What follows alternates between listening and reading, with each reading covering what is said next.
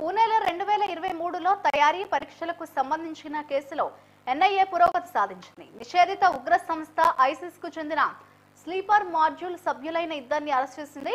ఇద్దరు ఇండోనేషియా నుంచి ఇండియాకు వస్తుండగా ఇమ్మిగ్రేషన్ అధికారులు పట్టుకున్నారు. అనంతరం ఎన్ఐఏ అధికారికంగా అరెస్ట్ చేసింది. ఉగ్రవాదులపై 3 లక్షల రూపాయల రివార్డు ఉన్నట్లుగా ఎన్ఐఏ ప్రకటించింది. వీరిద్దరూ 2 ఏళ్లుగా పరారులో ఉన్నారు.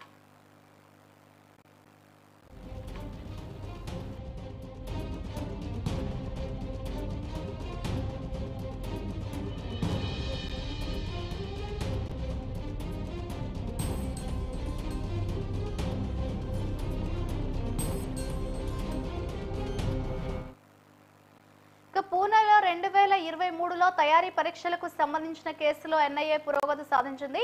నిషేధిత ఉగ్ర సంస్థ ఐసిస్ కు చెందిన స్లీపర్ మాడ్యూల్ సభ్యులైన ఇద్దరిని అరెస్ట్ చేసింది. ఇద్దరు ఇండోనేషియా నుంచి ఇండియాకు వస్తుండగా ఇమ్మిగ్రేషన్ అధికారులు పట్టుకున్నారు. అనంతరం ఎన్ఐఏ అధికారికంగా అరెస్ట్ చేసింది. ఉగ్రవాదులపై 3 లక్షల రూపాయల రివార్డు ఉన్నట్లు ఎన్ఐఏ ప్రకటించింది. వీరిద్దరూ 2 ఏళ్లుగా పరారులో ఉన్నారు.